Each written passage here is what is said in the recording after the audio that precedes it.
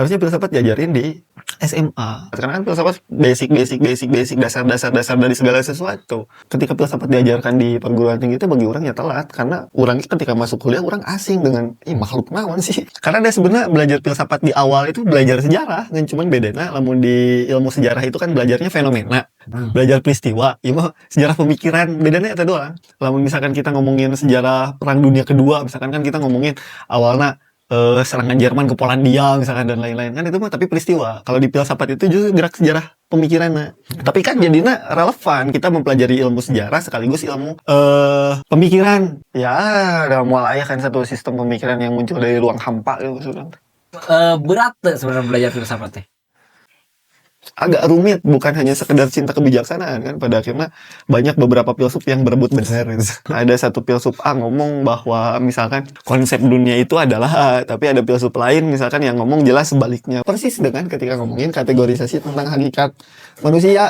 Hakikat manusia bagi orang-orang rasionalis misalkan semacam Descartes dan lain-lain yang mungkin akal. Makanya ya adagium cogito ergo sum dan lain-lain. Tapi kan untuk beberapa kategori lain ya justru jelas bukan akal. Tapi misalkan Schopenhauer bilang hasratnya. Berarti kan pada akhirnya orang nanya, gimana sih cara orang untuk bijak dengan belajar filsafat? Nah, sampai akhirnya di pertengahan kuliah, orang mulai ngerasa bahwa ternyata filsafat itu bukan teori rumit, rigid, dan lain-lain, tapi filsafat itu cukup dekat dengan kehidupan orang sendiri, senatural bernafas lah. Filsafat itu jadi rumit, karena beberapa filsuf itu ketika mereka ngungkapin tentang pemikiran mereka tentang realita itu pakai istilah mereka sendiri, itu ngajadiin filsafat itu dianggap sebagai rumit, terus sesuatu yang tak terjangkau. Terus orang dan para pelajar filsafat awal pun kadang ketika ngejelasin filsafat ke orang lain, mereka tuh nggak bisa membumikan filsafat. Jadi seolah-olah orang lamun ngomongin sesuatu nu batur teu paham, orang keren. Gitu dah. Padahal kategori yang bisa disebut sebagai paham terhadap satu pemikiran adalah ketika itu bisa ngejelasin itu ke batur dan batur ngerti. Kan kuduna gitu. Tapi di sisi lain aya fenomena di badak ngora ataupun budak sekolah gitu. Badak itu kan jadi malas berpikir ya nanti karena hidup makin praktis gitu. Nah, fenomena barudak malas berpikir bahkan untuk hal yang sederhana itu dan filsafat sebagai aktivitas berpikir, apakah filsafat bisa jadi obat kira-kira? Baik, bismillahirrahmanirrahim. Malam ini kita ketemu dengan Sekretaris Bidang Pendidikan dan Keagamaan DPD KNPI Kabupaten Bandung. Ini program kolaborasi dan baru kali ini dari bidang berkaitan bisa hadir gitu. Jadi saya mau nih langsung wae nya meureun nanti perkenalan heula. Urang perkenalan? Ada ya. Kan ente di sini sebagai narasumber, orang nanya gitu. Cari tanah sok. Yudis. Badal gani. Sibuk naon berarti ayeuna, Dis? Sibuk Dengan jodoh mau mungkin kan? ngajar. Ente sih itu ngajar. Sibuk tesis, nganggur dan tesis. Ya ini penonton sih apa kesibukannya ngomong gitu ya. dan WKMT dan kesibukan WKMT gitu ya. Saya tuh sibuk nganggur jeung ka sekolah. supaya ente bingung kapan wae ieu. Sibuk lah lumayan nganggur lah macam-macam beberapa referensi yang tesis. Anjay, tesis S2-nya. Di UIN. Jurusan Magister Akidah Filsafat Islam. Ya, berarti jadi filsuf tingkat 2 gitu. Iya, tingkat 2. Jadi filsuf tingkat 2. Filsuf menengah ke atas. Filsuf menengah ke atas, bener. Menengah ke atas. Nah, menarik ya. Background ente kan di filsafatnya, meren. Dan meren sih benar gitu ya. Filsafat dan nyakan orang coba yang lebih apal tentang filsafat sebenarnya mah dari ente gitu, dan semoga bisa bermanfaat oke jang penonton gitu ya. Jangan ngalam. Ya penonton gitu ya. Penonton kita malam ini. Sejauh yang ente pelajari tentang filsafat gitu. Jadi sebenarnya filsafatnya naon gitu. Aduh.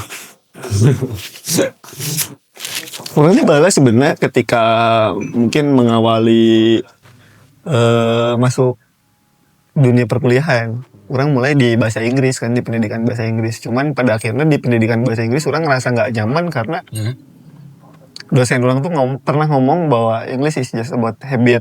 Jadi kebiasaan, bahasa itu kebiasaan. Ketika kamu terbiasa ngomong pakai bahasa Sunda yang baik dan benar dan sesuai dengan undak usuk bahasa, pasti bakalan bisa. Tapi orang itu cukup tidak terbiasa untuk ngomong bahasa Inggris, apalagi dengan orang Sunda. Kagok kan bener ngomong bahasa Inggris dengan orang Sunda, termasuk mungkin ngomong bahasa Indonesia dengan orang Sunda itu kan kagok. Nah, jadi orang terus setelah itu orang ketemu sama satu mata kuliah karena pronunciation. Jadi itu tuh siga pelafalan deh lah, pelafalan dalam bahasa Inggris. Latah orang no Sunda itu cukup kesulitan untuk mencerna beberapa pelafalan dalam bahasa Inggris. Nah, di pas awal perkuliahan lah, orang ketemu sama makhluk anu ngaranna filsafat. Sebenarnya ketika orang ketemu dengan makhluk yang namanya filsafat, itu mulai dari beberapa pertanyaan, tapi nggak si filsafat secara filsafat, nah, tapi lewat beberapa pertanyaan. Biasalah barudak mahasiswa semester awal nu mulai ngomongin tentang konsep makna hidup, misalkan mulai mempertanyakan gagasan tentang Tuhan lah, atau mulai nanyain beberapa pertanyaan yang dianggap aneh, mungkin dianggap aneh dan terlazim. Akhirnya lancek urang ngomong di UIN Bandung sih, karena ayah di jurusan filsafat, asup lah urang jurusan filsafat. Ketika masuk jurusan filsafat di mata kuliah pengantar bukan mata kuliah filsafat umum awal-awal, ya orang mempelajari filsafat secara teoritik awalnya tuh. Mempelajari filsafat secara teoritik, kurang diajari kalau filsafat itu misalkan berasal dari kata philos dan sophia, cinta kebijaksanaan dan lain-lain. Cuman pada akhirnya kan si filsafat itu jadi sesuatu yang agak rumit, bukan hanya sekedar cinta kebijaksanaan kan. Pada akhirnya banyak beberapa filsuf yang berebut benar. Berebut benar. Ada satu filsuf A ngomong bahwa misalkan konsep dunia itu adalah A, tapi ada filsuf lain misalkan yang ngomong jelas sebaliknya. Berarti kan pada akhirnya orang nanya, gimana sih caranya orang untuk bijak kan dengan belajar filsafat. Nah, sampai akhirnya di pertengahan kuliah orang mulai ngerasa bahwa ternyata filsafat itu bukan teori rumit, rigid dan lain-lain, tapi filsafat itu cukup dekat dengan kehidupan orang sendiri, senatural bernafas lah. Natural bernafas. Bahwa ada beberapa kategori filsuf, misalkan ketika orang optimis orang bisa baca Bergson. Kalau orang pesimis, ya orang baca Schopenhauer. Orang absurd, orang baca Albert Camus. Orang menggebu-gebu, misalkan orang tinggal baca siapa. Dan kalaupun misalkan orang tertarik dengan beberapa pemikiran politik, ya orang tinggal baca beberapa filsuf yang emang ngomongin teori politik. Makanya orang tuh mulai jadi bisa ngebakukan filsafat dalam satu kategori tertentu, bahwa filsafat A dan lain-lain. Tapi filsafat itu olah nalar. Jadi pada akhirnya orang menyadari bahwa filsafat itu kayaknya olah nalar. Bahwa ada beberapa hal dalam hidup manusia yang kadang dalam pikiran manusia tuh yang meledak gitu, tapi pengen hayang ditanyakan orang hayang apal itu yang naon gitu. Filsafat berusaha ngulitin itu. Gitu tuh. Oke. Menarik. Berarti sejauh ini yang ente pahami filsafat itu kan berarti olah nalar lah, sederhana mah gitu. Iya mungkin eta. Mungkin itu. Mungkin ya, oke tenan. Tapi filsafat itu posisinya dalam kehidupan gitunya. Itu seberapa penting gitu. Dalam kehidupan mana ya maksudnya? Dalam kehidupannya, entah itu bersosial misalkan contoh. Atau misalkan namanya dalam kehidupan sosial lah, gampang misalkan contohnya. Ya penting lah. Orang tadi di awal orang ngomong bahwa filsafat itu nggak bisa dilepasin dari hidup. Ya pasti penting lah, senatural bernafas. Ente pernah tuh kadang ketika misalkan udah kasarean asal udah maghrib keselingkuh. Sebenarnya aing yang aing hirup misalkan. Terus kan berarti pada filsafat itu senatural senatural seperti bernapas gitu ya. Yang jadi nyawa dari filsafatnya naon berarti dis? Nyawa, ruh dari filsafat. Ruh dari filsafat kan naon? Nah, orangnya teu nyaho eta. Karena dalam beberapa kategorinya orang ningali bahwa jangan kan mungkin ruh dari orang bilang bahwa ya ruhnya filsafat itu metafilsafat atau metafisika lah dan lain-lain. Tapi ada beberapa orang anu justru ngebunuh metafisika itu sendiri kan. Oh yang itu kudu ditanyakan lah hal-hal yang berbau metafisik misalkan dan lain-lain. Kalaupun misalkan kurang dikategorisasikan dalam satu kerangka tertentu, ruh filsafat adalah sigana lain oge deh. Saru sih iya jadi filsafatnya pergulutan olah pikir dari beberapa orang gitu kan. Jadi sifatnya gitu. Persis dengan ketika ngomongin kategorisasi tentang hakikat manusia misalkan. Hakikat manusia bagi orang-orang rasionalis misalkan semacam Descartes dan lain-lain ya mungkin akal. Makanya ya adagium cogito ergo sum dan lain-lain. Tapi kan untuk beberapa kategori lain ya justru jelas bukan akal. Tapi misalkan Schopenhauer bilang hasrat. Akal itu justru tangan kanannya hasrat. Karena akal itu muncul jadi muncul tiheula dalam diri manusia teh hasrat heula karek akal berusaha ngerasionalisasi sesuatu yang pada dasarnya itu irasional. iPhone terbaru keluar misalkan, iPhone sebenarnya namanya 17 ya? 17 kan hasrat lah nu main desire urang lah anjir urang sigana hayang. Baru setelah itu akal seolah-olah merasionalisasi keinginan atau hasrat orang terhadap iPhone 17 ya sigana lamun urang boga iPhone 17 bakalan berguna deh buat A misalkan. Jadi ya pada akhirnya orang mungkin mikir bahwa ya, filsafat sigana olah pikir bahwa ada beberapa kategori yang mungkin relevan di A tapi justru nggak relevan di B. Tapi justru semakin orang mengetahui beberapa kebenaran dari pikiran-pikiran orang lain mungkin didinya letak kebijaksanaan filsafat tuh. Sigana bisa dikatakan sebagai sebuah kebenaran kan lamun aja lemah swing hareupeun urang dan urang ngomong swing. Itu kan kebenaran faktual deh. Tapi orang teu bijak. Jadi kebijaksanaan itu muncul ketika orang mengetahui beberapa kategori partikel-partikel kebenaran gitu. Kemudian orang nyilah sigana orang bijak lamun orang make nu mana gitu. Sigana eta deh. Anjing kan kepikiran wae ge. Ada kepikiran lagu. Oke. Orang sempat berlatih nya ngadeng obrolan gitu nya, ngadeng obrolan dari orang lain. Filsafat itu sesat katanya. Ya, sepakat.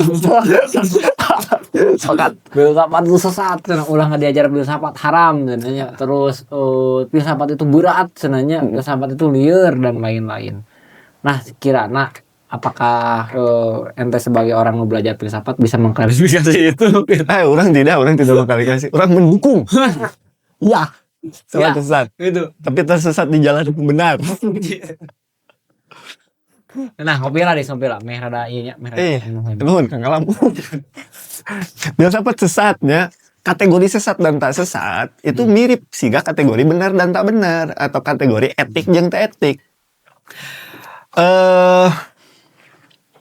Di Indonesia itu untuk etik lamun tiba-tiba orang misalkan pegang kepala orang lain sebugu-bugu cabak itu etis tuh lagu di Arab itu pernah lihat video orang-orang Arab cabak we sirap itu bunga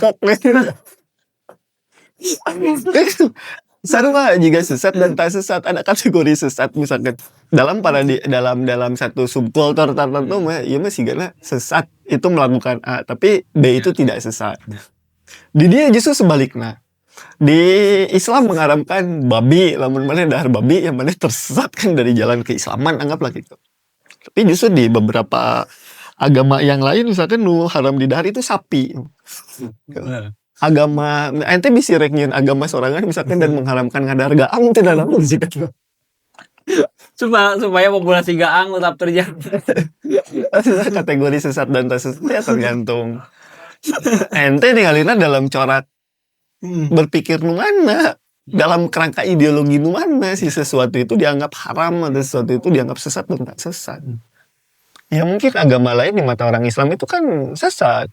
Tapi orang Islam di mata agama lain misalkan domba-domba yang sesat bisa kan. Ya. Ya itu adalah Selama orang happy tersesatlah. Selama kita happy tersesatlah. Tersesatlah. Quote of the day. Terus Yo, quote of the day. Nah, terus berat tuh sebenarnya belajar filsafat teh. ya belajar filsafat. Filsafat itu jadi rumit karena beberapa filsuf dalam bukunya itu mereka bikin semacam, ya pertama sistem filsafat sendiri menjelas.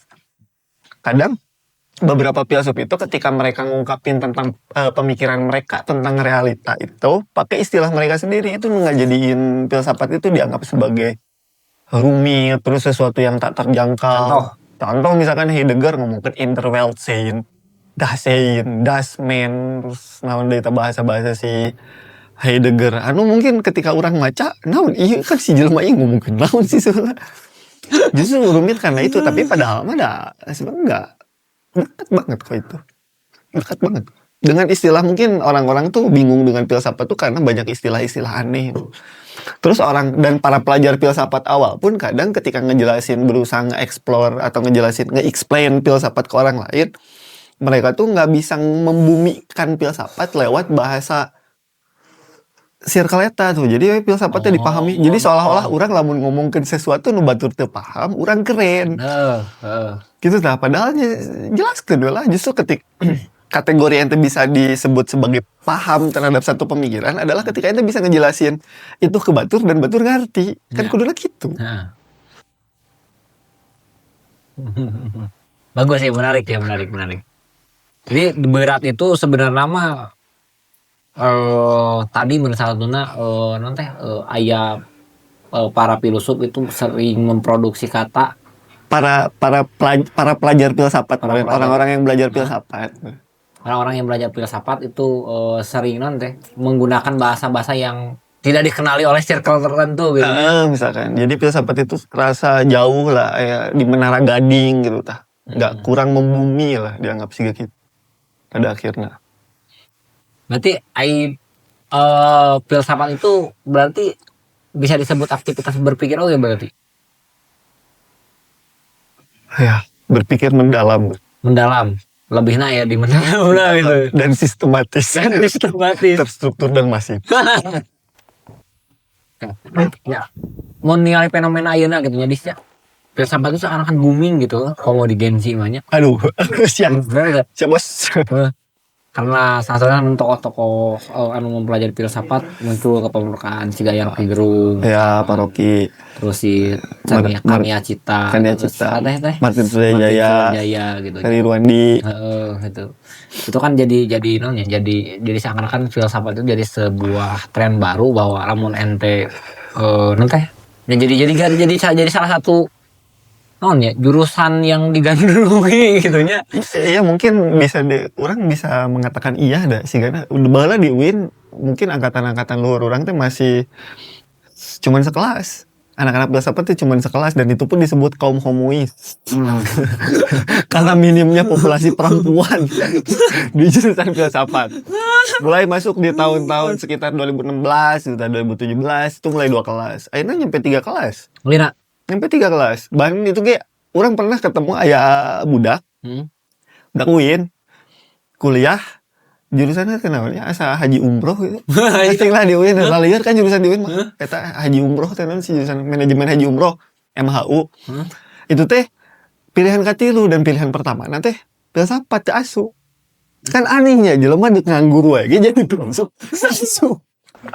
Terus prospek kerjaan aku mah tidak ada.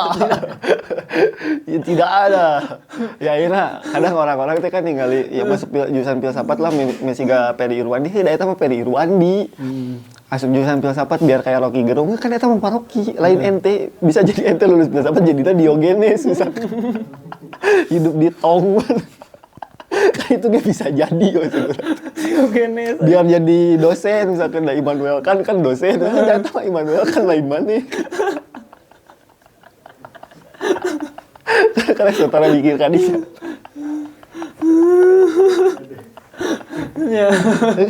Ya prospeknya apa banyak.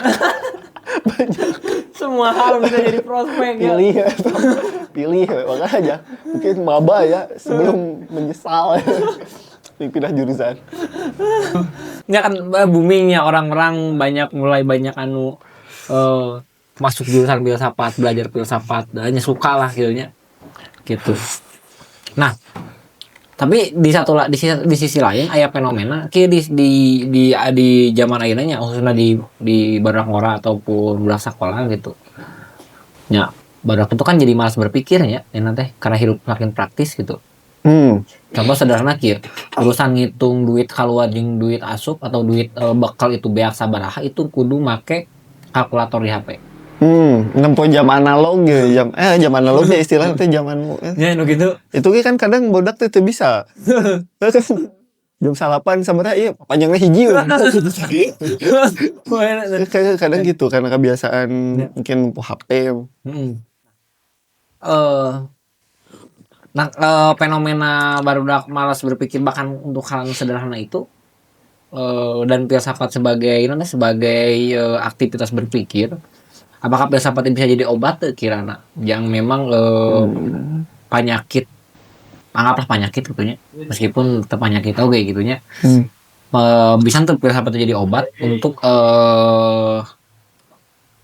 menghilangkan fenomena siar model kieu gitu.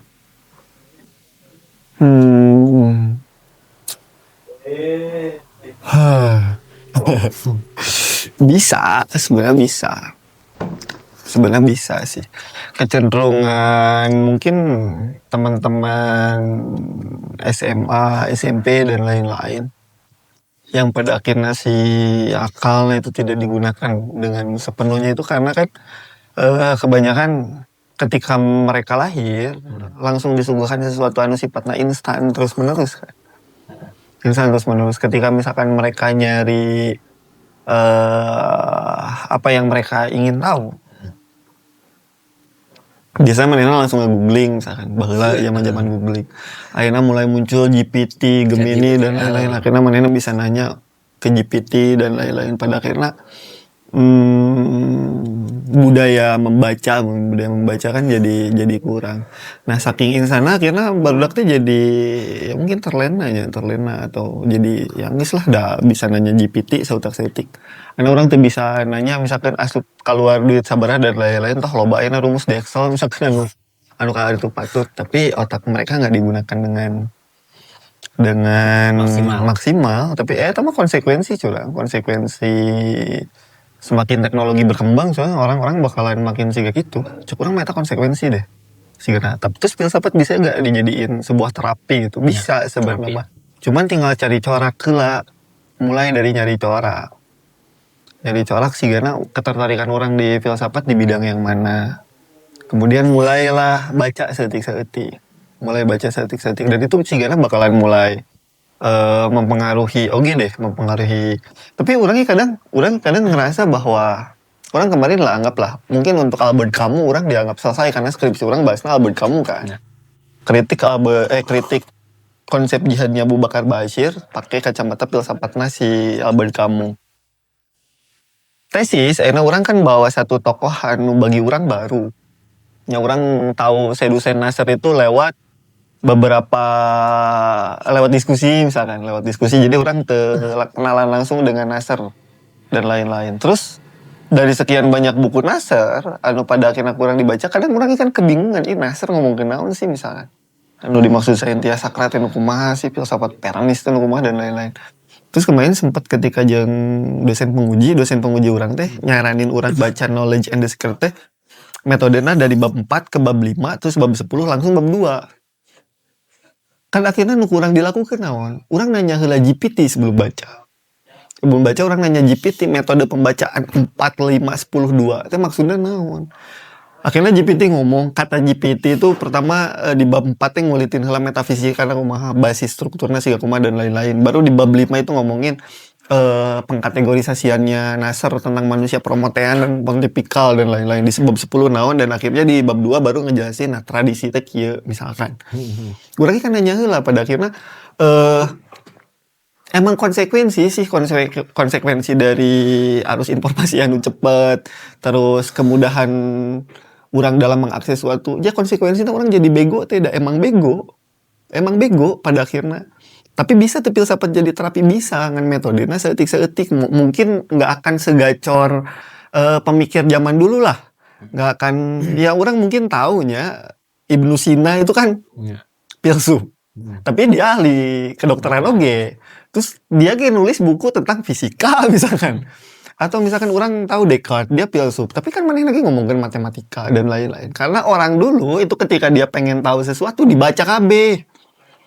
Jadi termasuk Marx mungkin.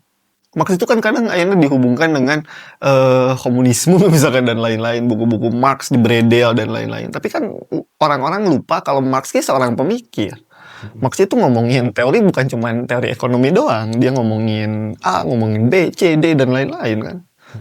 Nah, nu kurang diurang teta sense untuk nyari nah karena udah keburu mudah dan lain-lain, jadi hese bisa tuh filsafat jadi terapi, bisa, cuman tinggal dicari dulu. Jadi si budak ketertarikannya di mana, makanya metode bagi orang pribadi itu metode belajar filsafat itu seetik lewat novel.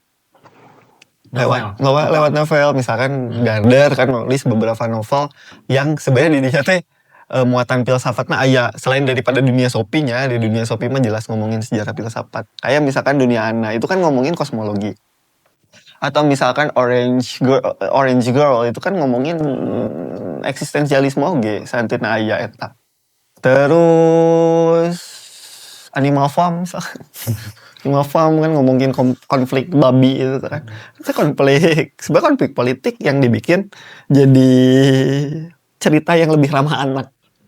Mulainya tidinya. Akan dibikin kartun. Makanya mulainya tidinya untuk ngejadiin si filsafat itu jadi terapi kan ketololan otak kurang yang serba instan. Otak kurang lain otak.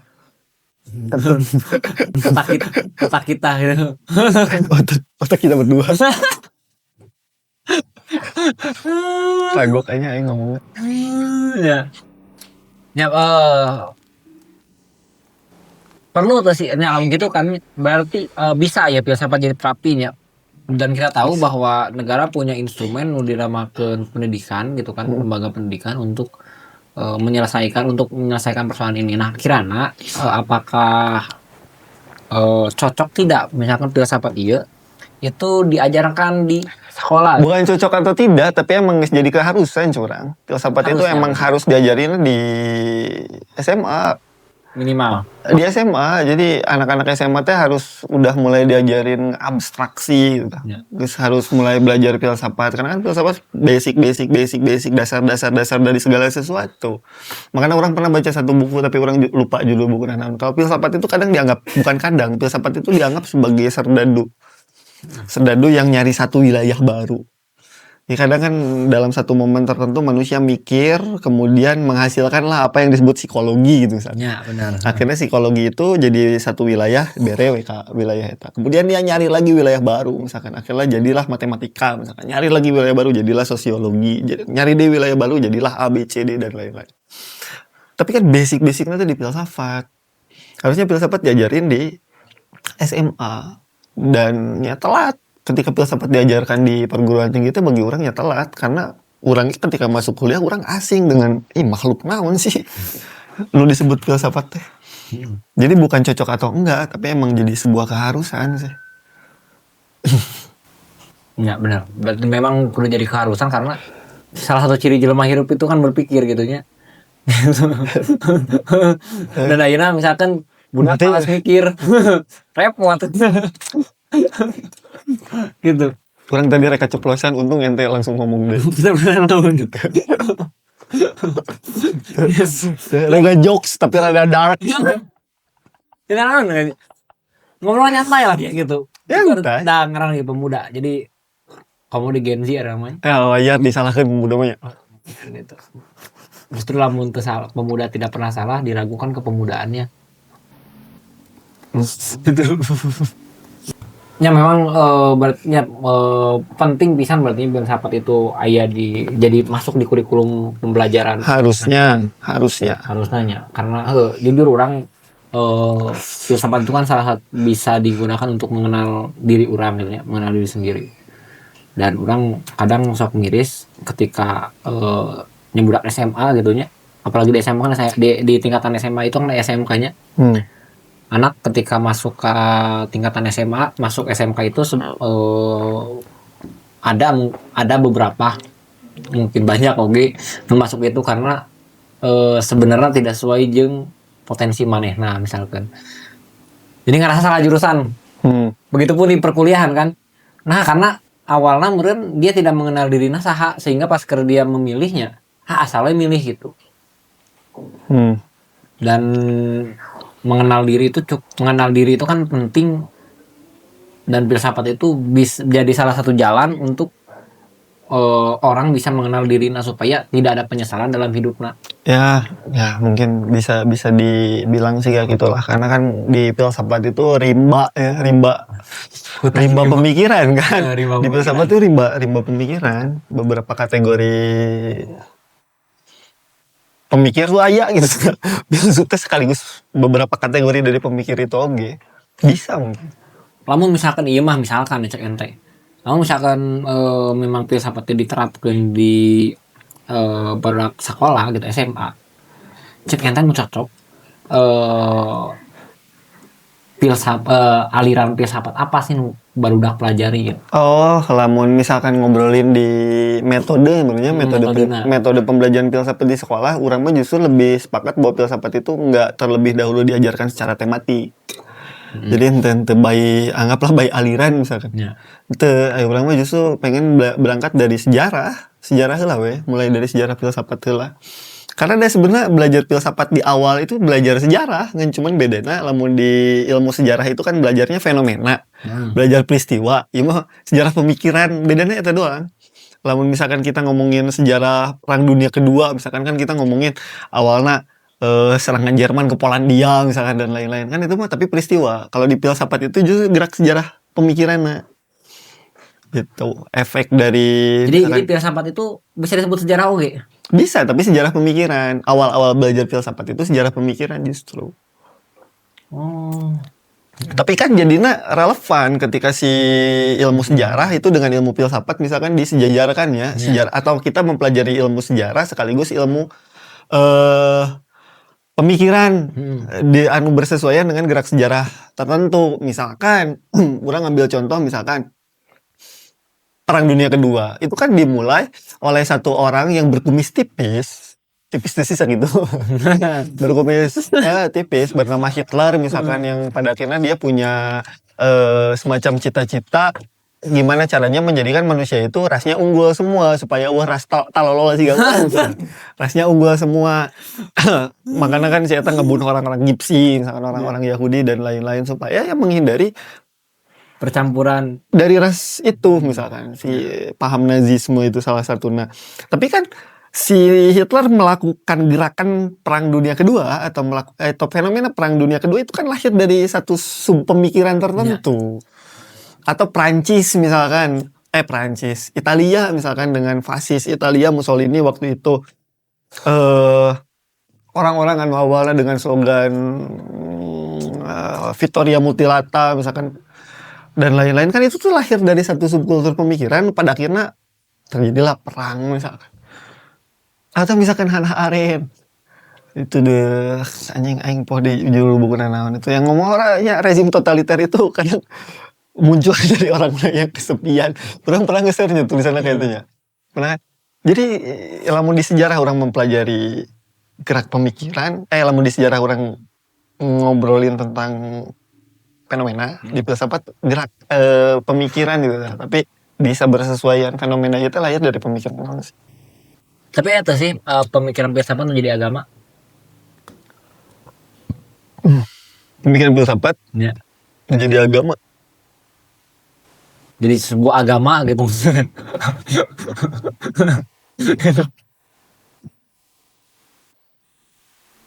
Orang nggak tahu ya. Orang nggak tahu teh. Cuman kalau nggak salah Pitagoras itu boga agama mungkin ngaharamkeun kadahar buncis. Cuma itu nggak tahu berangkat dari pemikirannya Pitagoras atau agamanya naonnya. Wah orang mengharamkan makan buncis pada akhirnya beberapa pengikutnya teh loba nu meninggalkan agama itu karena ada kerinduan mereka mau makan buncis. Itu baca di bukunya Bertrand Russell. Coba cek ya di buku Sejarah Filsafat Barat di Bertrand Russell. Enggak jadi mana namanya jadi Itu nyerempet kadinya lah orang. Kagok orang nggak jawabnya.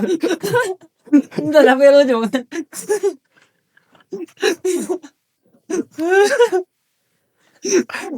Sebenarnya orang dah ke jawab itu.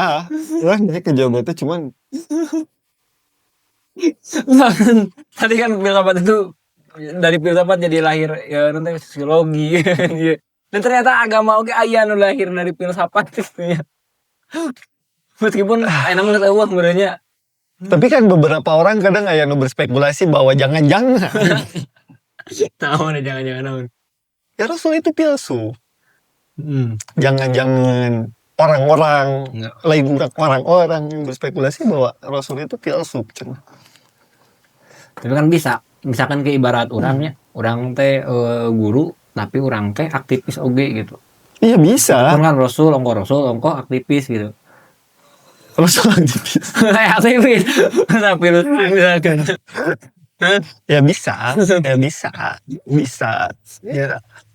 Bisa. Orang itu sekaligus beberapa kategori lah dalam satu. Ente kan kepala sekolah sekaligus aktivis, sekaligus pengangguran kan sekaligus Seorang ayah dan lain-lain kan orang punya kategori-kategori dalam hidup.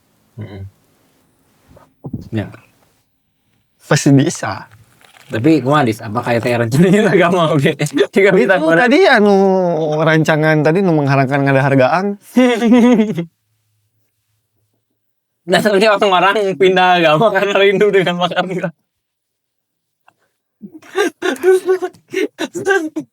Nyerempet tong makanya nyerempet ke agama lah. Orang nyerempet ke agama orang naik pakai gelas sarung, pakai sorban. Pakai kopi. Naik memposisikan di orang seorang aswaja itu sudah. Oh tidak agama itu secara transenden diberikan Tuhan, enggak ada itu. Jadi orang gitu. Ya. Tapi nah dari sekian banyak pemikir filsafat gitu, anu cek ente paling lucu saha gitu. Paling lucu. Aya teh nu pemikiran jadi lucu gitu. Karena orang ada yang Pitagoras jadi napi ka serius. Itu baca gitu di Sejarah Filsafat Barat Bertrand Russell. Orang baca itu bala jeung si Ramdan. Ya beberapa sih, tapi beberapa pemikiran justru filsafat itu bakalan lebih kenanya bagi orang pribadi itu ketika si filsafat itu jadi jokes justru. Ketika soal pemikiran itu jadi jokes, cuman jadi jokes nanti jadi jokes. Ya by circle teh ini batur kan can macam can tuh seri. Jadi jokes ya emang seru sih diajar filsafat. Sempat orang mendengar gitu nya pemikiran seorang filsuf filsuf lah gitu. Seorang filsuf itu tidak berangkat dari jadi si pemikiran itu dipengaruhi ku latar belakang hidupnya gitu. Nah, kira-kira anu dari sekian banyak filsuf nu aya anu unik cek ente kahirupanna saha? Unik. Unik. Wittgenstein. Emang kumaha Wittgenstein teh? Wittgenstein mungkin bagi orang cukup unik lah. Wittgenstein kan pernah ngababuk muridnya sorangan gara-gara diajarkan matematika teu ngarti wae. Unik bagi orang. Kesel sih hajar. Terus kan dia tuh orang kaya di zaman dia tuh orang kaya, cuman teu make kekayaan kolotna itu lah. Terus pas waktu zaman perang kan manehna milih cicing di peron hareupnya cek urang unik sih, rata-rata kehidupan filsuf unik. Ya kecuali Immanuel Kant mungkin, Immanuel Kant kan ya apa gawe enak gitu-gitu wae stagnan. Beberapa filsuf itu unik. Siga si Rousseau mah leulempangan mun pagawean sih. Ya, si kamu misalkan nganggap hidup absurd, joget. Unik tuh kurang mah justru. Schopenhauer ngomongin bunuh diri tuh bunuh diri wae. Unik.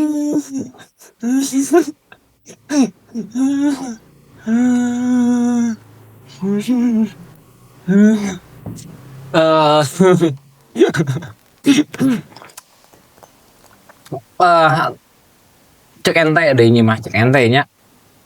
Lamun aya orang yang belajar filsafat dimulai di mana sih kira-kira? Itu sejarah filsafat. Oh, sejarah deui. Sejarah filsafat. Paling cocok itu belajar sejarah filsafat. Jadi sekaligus bisa milah. Karena itu orang pas waktu pertama kuliah tuh banyak senior orang yang merekomendasikan buku Dunia Sopinya Jostein Gardner itu. Padahal orang geus maca saja orang asup filsafat.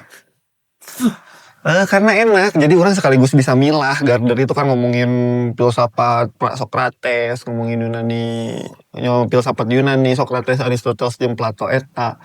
Terus ngobrol ke satu masa ketika filsafat sebelum abad pertengahan, tapi pasca Yunani, jadi siga Helenisme nu kaya patut lah. Terus pertengahan didinya. Beberapa kategori yang lamun sigana ieu cocok deh di urang. Karena we baca kitab aslina itu atau buku aslina.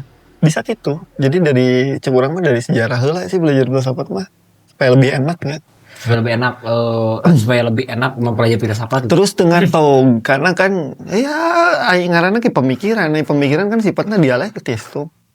Sifatnya dialektis. Ketika orang langsung baca misalkan tentang A, tapi orang tidak tahu bahwa A itu dilatar belakangi oleh pemikiran yang lain kan bingung oge pada akhirnya. Diajar sejarah mah kan terus gini. Ya, ada mual aya kan satu sistem pemikiran yang muncul dari ruang hampa gitu maksudnya. Bahkan mungkin orang bisa ngomong kieu ge atau bisa mengkategorisasikan sesuatu jadi A, sesuatu jadi B. Kan muncul dari beberapa buku yang orang baca, beberapa hal yang udah orang jalanin. Gitu kan. Itu sejarah, mulai belajar filsafat mah. Mulai baca dari sejarah. Dan orangnya jadi menarik dan tertarik gitunya untuk masuk S1 jurusan filsafat. Ulah jadi kepasuk lah. Sugan mun asup jadi mah jadi 4 kelasan dis. Moal 3 kelas. Sekelas yang unggul. Kaum homois. Lamun di baheula mah di filsafat teh lamun di SMK mah siga budak teknik. Awewean. Laki rame aja di kelas. Dan itu jadi jadi jurusan filsafat jadi pilihan terakhir. Si Ripki itu kan asup filsafat. Kurang ditanya pernah. Nah, abet asup akidah filsafat ki. Ayo gimana suka teh akidah akhlak. Iya suka akidah akhlak kayak diajar nyawa kieu. Bisa nggak akidah akhlak anjir. Kadang UIN teh jurusan teh. Wah. Orangnya aya sempat babaturan gitunya. Manehna asup UIN Hatta 5, tapi lain pilihan pertama. Si Jepri lain awal sebut ngaran we.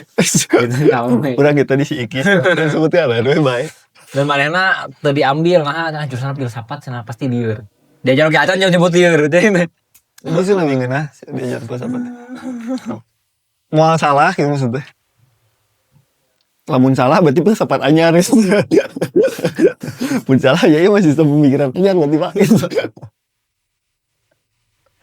Jadi filsafat apa salah gitu ya? Itu tergantung. Muncul versi dari Dama apa salah gitu.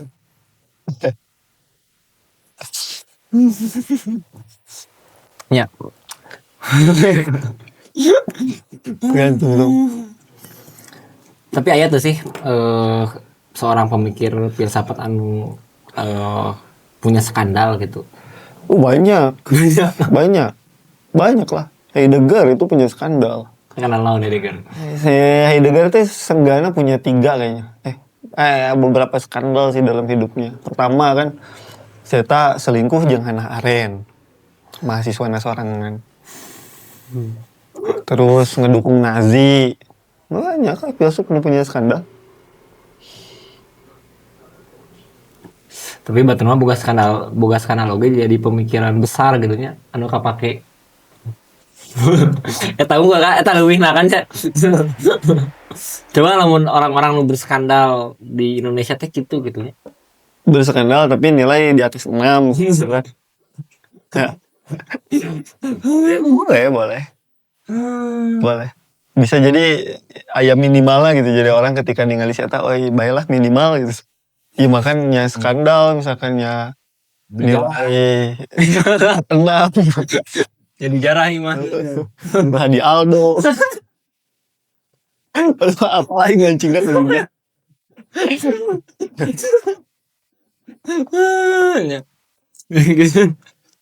Gitu. Hidung. Gede nih. Aduh. Tapi kan udah kualifikasi cerita pulpen. Ayo kualifikasi atau pulpen. Ingat tuh. Dia dosa kayak gitu disebut pulpen. Tuh ingat tuh. Apa? Ada nama untuk menentukan benernya soalnya liar orang kayaknya gitu. Iya, karena bias. Bias. Berarti itu orang teh bias, bingung, orang teh kebingungan mana nu bener jeung teu. Bahkan kan beberapa informasi di media lah kan mungkin orang media. Beberapa informasi di media kan orang kadang bingung itu bener atau henteu. Bener. Aya fenomena naon disebutna teh? Post truth. Post-truth. Kan, anu kali itu. Naon sih post-truth teh? Ya, simpelnya mah walaupun sebenarnya tengah berjalan lila ya, kan kali itu patut teh ngan apalagi dengan dukungan Kang Alam dan dukungan media. Simpelnya kieu lah. Kamari tah rame-rame G30S kan.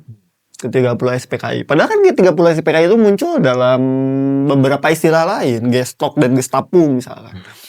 Lamun misalkan orang baca buku-buku PPKN, itu kan G30 SPK itu diceritakan bahwa ada orang-orang komunis nu ngebunuh jenderal kan, ngebunuh jenderal, cenah caritan teh jenderal teh di A lah, di B lah, dan akhirnya dibuang ke lubang buaya kan gitu caritan. Nah, berarti kan lamun gitu mah aya pengkategorisasian saha nu jahat, saha nu bener kan.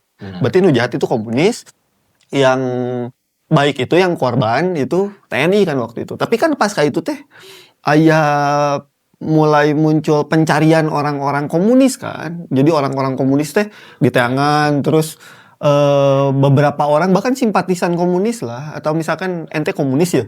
Orang deket jeung ente bahkan orangnya kadang ditewak gitu dan terjadi kan pembantaian kan waktu itu. Tapi kan itu tidak ditulis di buku-buku sejarah di sekolah-sekolah dan itu tidak diajarkan.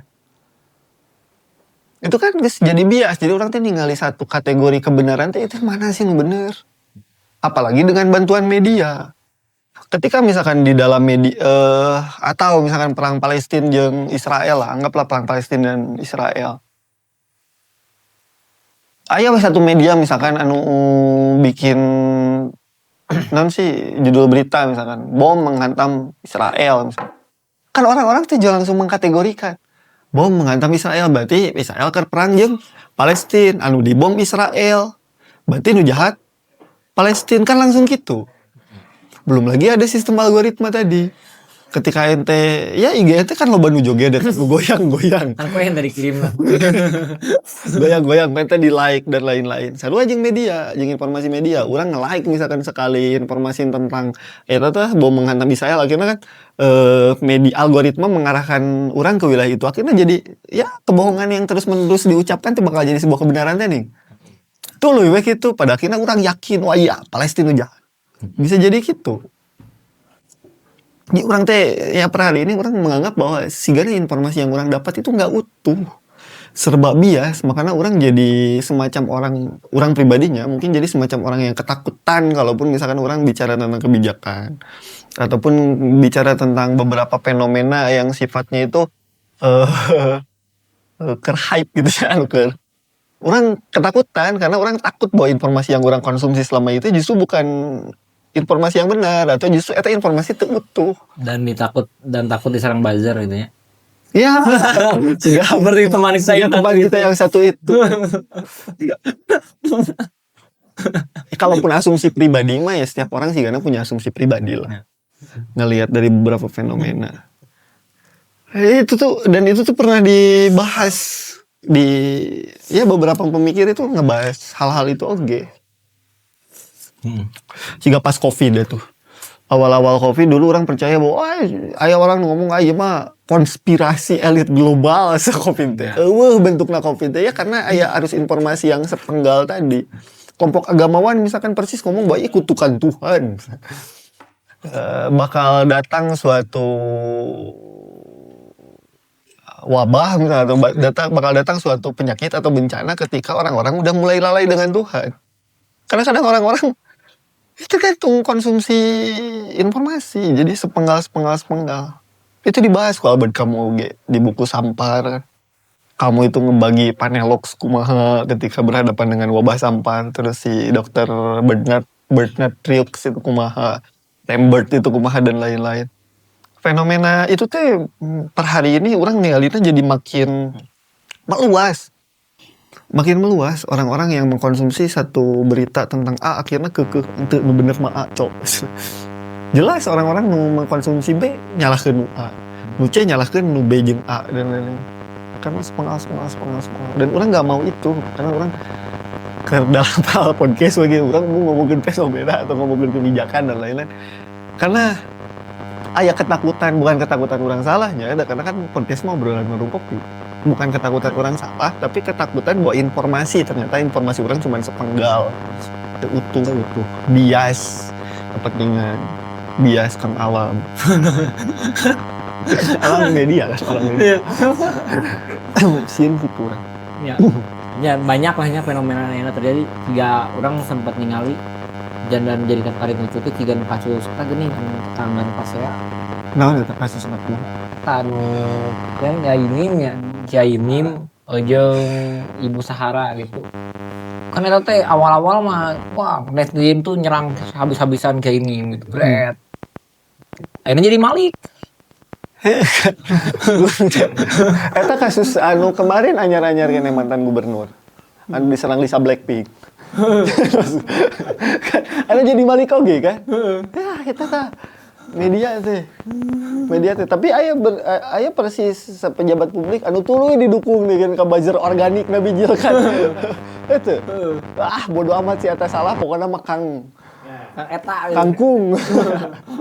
Kan urang teh jadi ya siap netizen yang budiman. Nanti semacam gitu. Makanya kemarin ketika ketum dis ya aya informasi halus sigana diserang ku ente menarik deh. Masalah sahabat 13M nya. Ya, 13M dan lain-lain. Kan orang teh langsung nyerang teh karena kalah bos bisi informasinya sepenggal atau bisi aya kepentingan dari beberapa golongan tertentu. Ya. Bener. Ya, dan perlu nalar kritis gitunya. Nah itu didinya filsafat penting teh sigana mah. Didinya oge filsafat penting teh. Jadi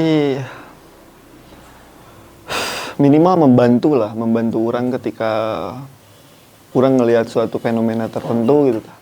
Bantu analisis terhadap fenomena tertentu. Da aneh kadang ayeuna mah ningali beberapa fenomena di media orang mah jujur aneh.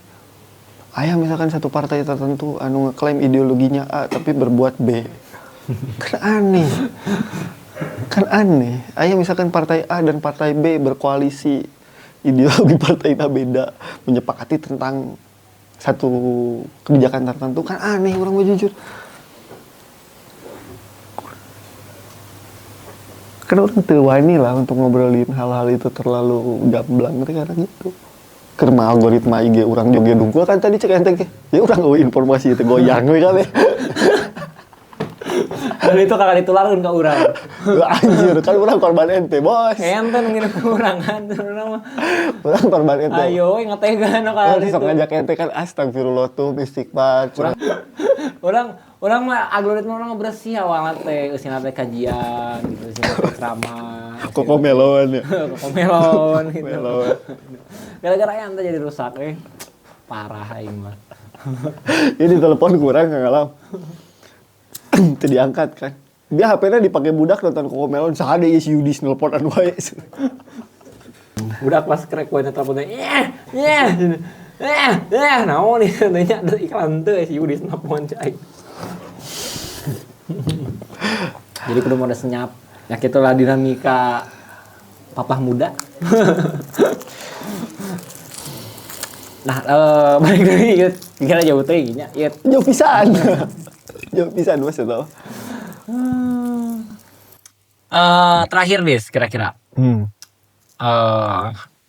dari sekian banyak kerumitan hirup ayeuna gitu, kekinian gitunya,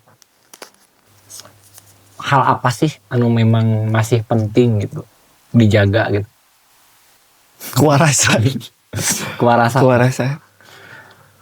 Kewarasan tuh cara ngejaga kewarasan ya baca buku ya dulu. Saya buku Jadi tuh waras ya. Apa sih informasi itu lalu kita jadi tuh waras. informasi tobrut itu arah tadi kamu video pilih kirim kumang siap aja bikin tuaras pisan eta mah Anjing jadi ngomongin batu. bae we ngomong gue jelema mana jadi kayak pas nonton podcast anjing aing gak ngomongkeun kewarasan Dong. ini memang heuh sih urang ge da asa mun ngalanyepan gitu nya nontonan nyekrol IG nyekrol TikTok gitu nya das jadi beres teh jadi naonnya jadi bego orang teh jadi anjing kieu tinggi hidupnya saking ku cepetna ieu ngarannya cepetna algoritma gitu kan. Senang serius tuh. Sin keceplosan urang sebelum kain. Itu sama keceplosan mah tuh mun kamu ngadat ka di bawah ulin meureun. Itu ame teh ngadat gitu nya. Moal ka urang mah bagir. Eta dikat ya. Baik ya buat. Tim editor amankan posisi kami.